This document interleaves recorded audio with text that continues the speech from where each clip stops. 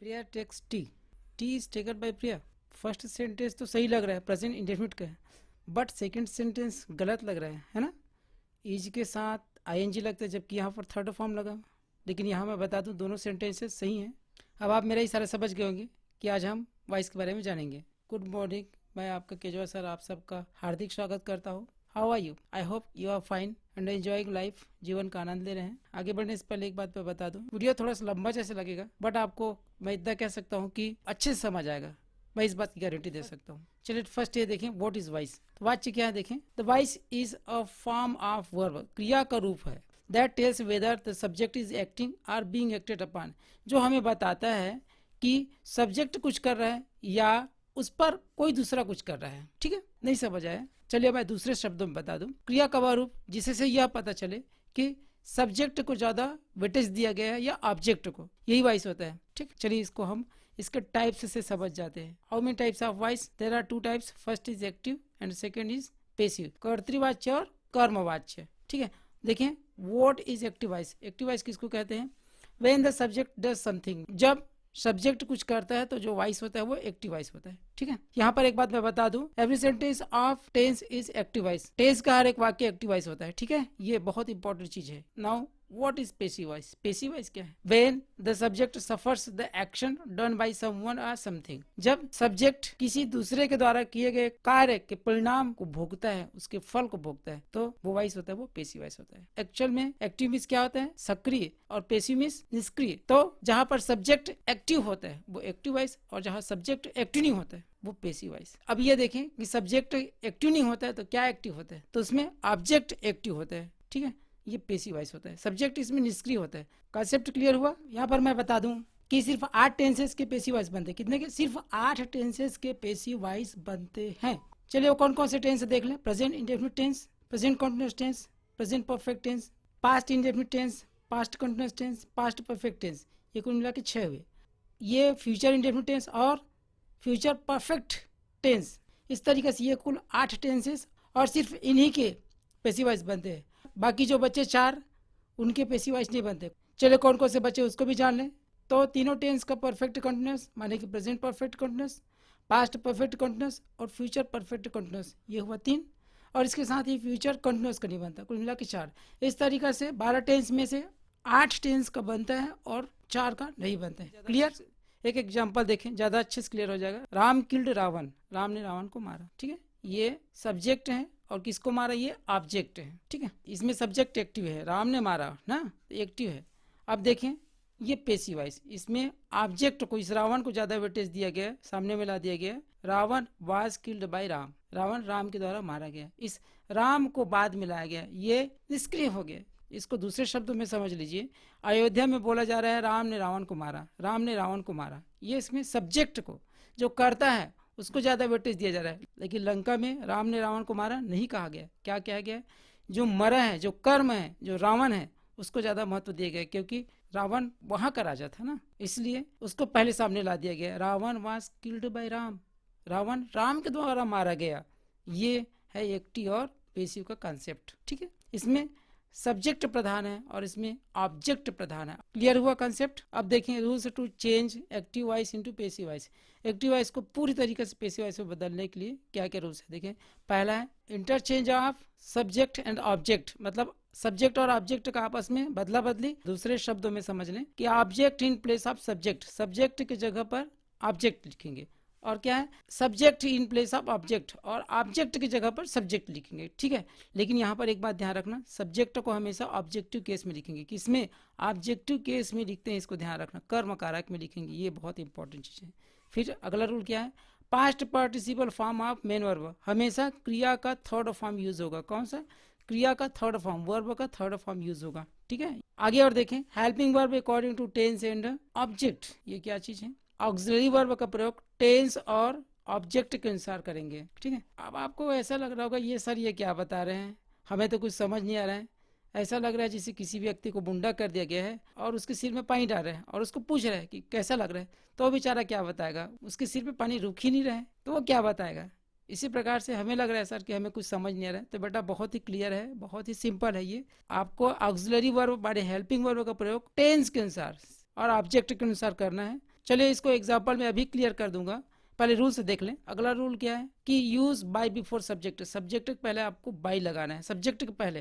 लेकिन यहाँ पर एक बात और ध्यान रखना है कि अगर सब्जेक्ट अस्पष्ट है, करने वाला कौन है पता नहीं है, तो आपको बाय यूज नहीं करना, ये भी ध्यान रखना है। इसको भी मैं अभी एग्जाम्पल में क्लियर कर दूंगा, लेकिन इस बात को ध्यान रखना किसने किया ऐसा पता नहीं है, तो आपको बाय यूज नहीं करना है। जब सब्जेक्ट स्पष्ट है तभी आपको बाय यूज करना है। और ये सब्जेक्ट कौन सा रूप यूज होगा वो आपको बता चुका हूं मैं, कौन सा, ऑब्जेक्टिव केस, है ना। जैसे कि हमने जाना कि पैसिव वॉइस में सब्जेक्ट का ऑब्जेक्टिव केस, कौन सा केस, ऑब्जेक्टिव केस यूज करना है। तो ये ऑब्जेक्टिव केस क्या क्या होगा देखें। अगर एक्टिव वॉइस में आई है तो उसका मी बनेगा, पैसिव वॉइस में वी का us, he, him, she, her, they, them, you, और नेम का नेम ही रहेगा, ये ध्यान रखना, ये आपको यूज करना है पैसिव वॉइस में, ठीक है। तो ऑब्जेक्टिव केस क्लियर हुआ।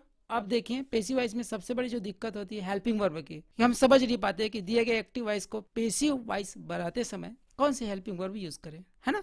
ये बहुत ही दिक्कत होता है, बहुत ही पेचीदा होता है, पर मैं आपको बता दूं बहुत ही सरल है। देखिए अगर इंडेफिनिट का सेंटेंस है, कोई भी इंडेफिनिट, चाहे प्रेजेंट हो, पास्ट हो या फ्यूचर इंडेफिनिट, तो आपको संबंधित कंटिन्यूअस के सहायक का यूज करना है और वो सही होगा। मतलब अगर प्रेजेंट इंडेफिनिट है तो प्रेजेंट कंटिन्यूअस, पास्ट इंडेफिनिट तो पास्ट कंटिन्यूअस, फ्यूचर इंडेफिनिट तो फ्यूचर कंटिन्यूअस, ठीक है। सेकंड क्या है कि अगर कंटिन्यूअस का वाक्य है, कोई भी कंटिन्यूअस, प्रेजेंट, पास्ट या फ्यूचर नहीं, सिर्फ दो, फ्यूचर का नहीं बनेगा, ध्यान रखना। तो कोई भी कंटिन्यूअस हो, प्रेजेंट हो या पास्ट हो, तो आपको क्या करना है, उस कंटिन्यूअस के सहायक क्रिया के साथ ही बीइंग लगाना है। क्या लगाना है, बीइंग लगाना है। और थर्ड क्या है कि अगर कोई भी परफेक्ट टेंस है तो उसमें आपको सहायक क्रिया कौन सी यूज करना है, परफेक्ट कंटिन्यूअस का सहायक क्रिया आपको यूज करना है, मतलब उसमें बीन लगा देना है, ठीक है, बीन लगा करके आपको यूज करना है। इस तरीके से इसको हम ये भी समझ सकते हैं, वन स्टेप फर्दर पॉलिसी, एक कदम आगे की नीति। इंडेफिनिट तो एक कदम आगे बढ़ के कंटिन्यूअस कर दीजिए, परफेक्ट तो एक कदम आगे बढ़ के परफेक्ट कंटिन्यूअस के सहायक क्रिया आप यूज कर लें, पक्का है कि गलत नहीं होगा। अब आप कहेंगे कि सर ये इंडेफिनिट हो तो कंटिन्यूअस की सहायक क्रिया, कंटिन्यूअस हो तो कंटिन्यूअस के सहायक क्रिया के साथ बीइंग, हमें कुछ समझ नहीं आ रहा है ना, ऐसा लग रहा है क्या। तो बेटा मैं बता दूं एक बहुत ही देसी तरीका है, बहुत ही देसी ट्रिक है, जीवन भर पैसिव वॉइस में सहायक क्रियाओं को लेकर कोई कंफ्यूजन नहीं होगी, पक्का, ये मेरी गारंटी। बहुत ही सरल है और बहुत ही मजेदार भी है। देखें क्या है, अगर आपको एक्टिव वॉइस में ध्यान रखना है, एक्टिव वॉइस में वर्ब का फर्स्ट फॉर्म एस या ईएस या डू या डज मिल रहा है, तो आपको पैसिव वॉइस में इज एम आर का प्रयोग करना है, किसी एक का प्रयोग करना है, गारंटी मेरी सही होगा। इज एम आर तो आपको क्या करना है, इज एम आर के साथ बीइंग जोड़ना है, ठीक है। हैज हैव तो आपको क्या करना है, हैज बीन या हैव बीन यूज करना है। ये प्रेजेंट परफेक्ट कंटिन्यूअस का हो गया है ना।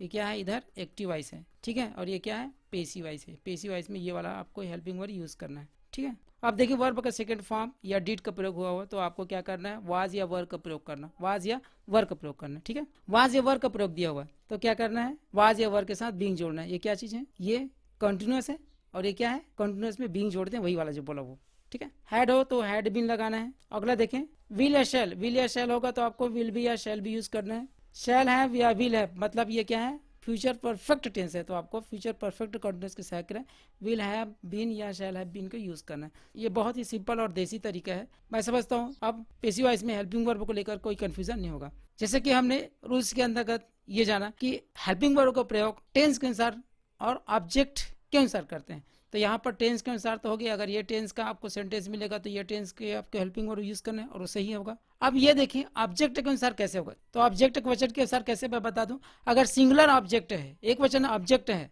तो आपको इस एक वचन सहायक क्रिया जो हम टेंस में यूज करते हैं उसका प्रयोग करना है। टेंस में कैसे यूज करते हैं, वे सहायक क्रिया जिसके अंत में एस है उनका प्रयोग हम किसके साथ करते हैं, सिंगुलर के साथ करते हैं। ये बहुत ही सरल देसी ट्रिक है कि जो सहायक क्रिया जिसके अंत में एस है उसको हम सिंगुलर के साथ यूज करते हैं। कौन कौन से है, जैसे इज हो गया, अंत में एस हो गया, हैज अंत में एस हो गया, वाज अंत में एस हो गया, डज अंत में एस हो गया, ठीक है। इन सब का प्रयोग हम किसके साथ, सिंगुलर सब्जेक्ट के साथ करते हैं।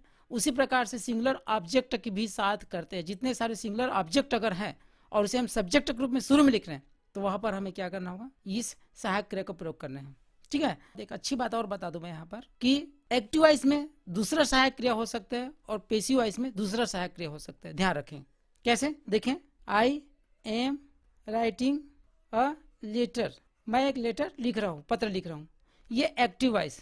अब इसका पैसिव बनेगा तो क्या बनेगा, ऑब्जेक्ट को शुरू में लिखते हैं तो ये ऑब्जेक्ट है। बेटा ये समझे, ये लेटर ऑब्जेक्ट है, लेकिन ये सिर्फ लेटर बस को हम नहीं लिख सकते, ठीक है। जैसे जब कोई मंत्री या कोई अधिकारी आता है तो उसके सामने उसके जो गार्ड है उसके सामने सामने चलता है ना, तो ये उसका गार्ड है, ये ऑब्जेक्ट का गार्ड है, मतलब ये इसको क्वालिफाई करता है कि ये एक है कि दो है कि कम है कि ज़्यादा है, ठीक है। इसलिए इसको भी साथ लेके चलना है। तो क्या होगा, अ लेटर, क्या हुआ, ये ऑब्जेक्ट। अब ये सब्जेक्ट हो गया मान लीजिए। उसके बाद क्या लिखते हैं, हेल्पिंग वर्ब।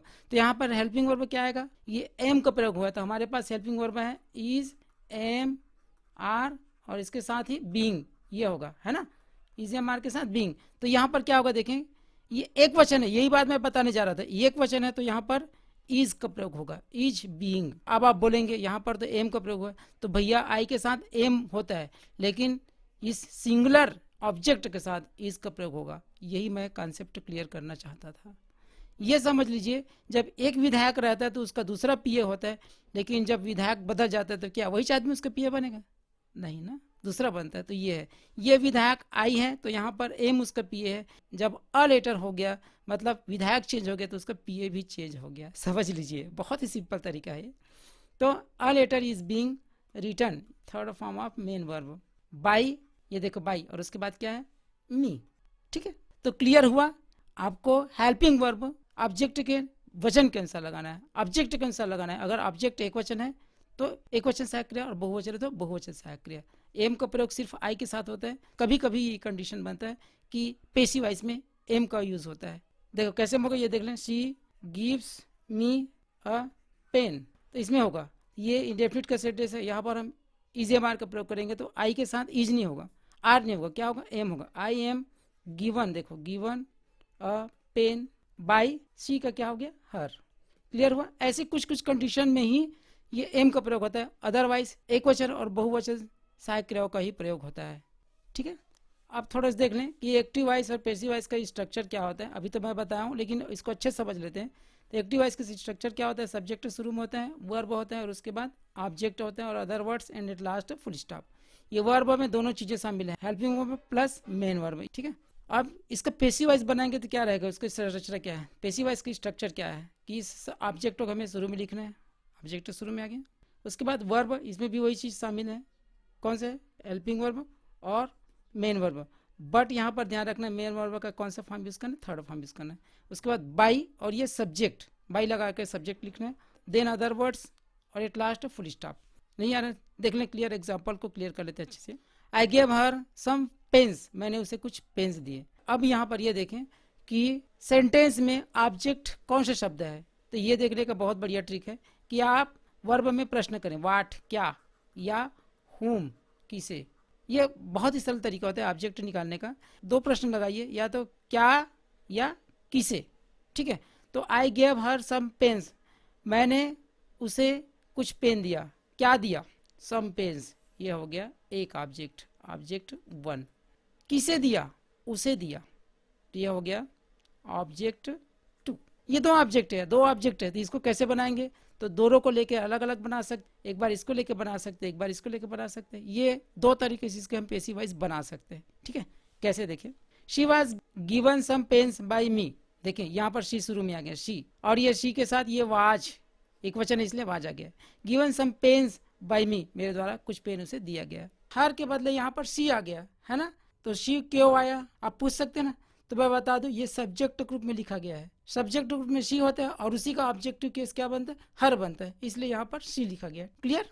अब दूसरा देखें, सम पेन्स, ये भी एक ऑब्जेक्ट ने बताया ना, सम पेन्स कुछ पेन। अब यहाँ पर देखें, सम पेन्स के साथ क्या हो गया, वर्ब का प्रयोग हो गया, क्योंकि ये एक वचन है तो एक वचन सहायक क्रिया, जैसे मैंने पहले बताया, और बहुवचन है तो बहुवचन सहायक क्रिया। सम पेन्स के साथ तो ये हो जाएगा, क्या हो जाएगा, verb. Some pens were given to her by me, यहाँ पर टू इस तरीके से आपको जोड़ना रहता है। अब यहाँ पर अच्छे से क्लियर हो गया होगा कि हेल्पिंग वर्ब का यूज ऑब्जेक्ट के अनुसार करते हैं, एक वचन ऑब्जेक्ट तो एक वचन हेल्पिंग वर्ब, और ये प्लूरल ऑब्जेक्ट हो गया, बहुवचन ऑब्जेक्ट हो गया तो बहुवचन सहायक क्रिया। क्लियर हुआ, आई होप सो। चलिए, आपको रूल्स के अंतर्गत मैंने बताया था कि बाई का प्रयोग कब करते हैं, जब सब्जेक्ट क्लियर हो तभी, जब सब्जेक्ट अस्पष्ट हो, कौन है ना कौन पता ना हो, तो क्या करना है, बाई का प्रयोग नहीं करना है। तो देखिए कि एग्जाम्पल समझ आ जाएगा। समवन स्टोल माई पर्स, किसी ने मेरा पर्स चुरा लिया, अब कौन है कोई पता नहीं, तो यहाँ पर क्या बनेगा, माई पर्स वाज स्टोलन। यहाँ पर हम बाई नहीं लिख सकते, बाई नहीं लिख सकते, क्यों लिख सकते, क्योंकि कौन है ना कौन पता नहीं है कि मेरा पर्स चोरी हो गया। बस ठीक है। तो चलिए ये है वॉइस का बेसिक कॉन्सेप्ट। आपको समझ आया होगा, कितना समझ आया आप मुझे अगर बताएंगे तो मुझे बहुत खुशी होगी। वॉइस के सेकेंड पार्ट को लेकर फिर मिलेंगे, तब तक आप मेहनत करते रहें और मुस्कुराते भी रहें। Best of luck, thank you.